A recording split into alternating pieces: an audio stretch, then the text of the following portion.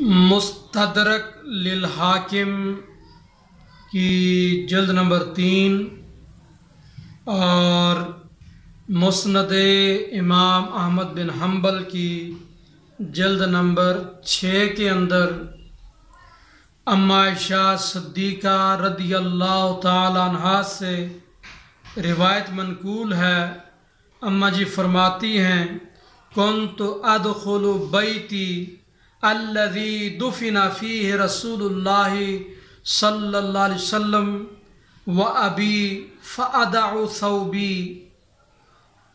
اما جی فرماتی ہیں کہ میں اپنے اس گھر میں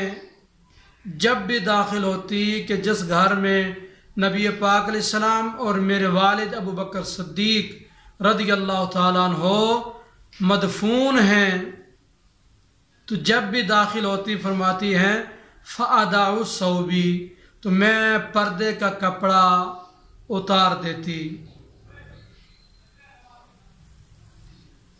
تو فاقول، میں کہتی تھی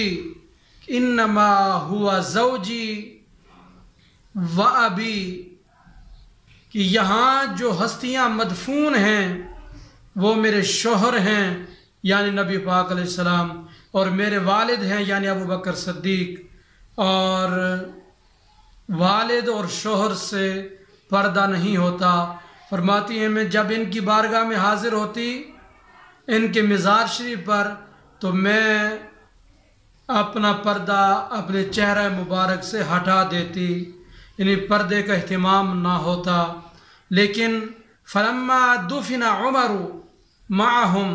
جب فاروق اعظم رضی اللہ عنہ میرے والد گرامی اور نبی پاک علیہ السلام کے ساتھ مدفون ہوئے، تو فواللہ ما دخلت الا وانا مشدودۃ علی ثیابی حیاء من عمر۔ تو آپ قسماً فرماتی ہیں اللہ کی قسم، میں فاروق اعظم رضی اللہ عنہ کی تدفین کے بعد حضور کی بارگاہ میں اور والد گرامی کی بارگاہ میں حاضر نہیں ہوتی تھی، مگر اس حال میں کہ میں پردے کا اہتمام کر کے حضور کی بارگاہ میں آتی۔ میں اپنے پردے کا خاص اہتمام کرتی تھی، حیاء من عمر، عمر بن خطاب رضی اللہ عنہ سے حیا کرتے ہوئے۔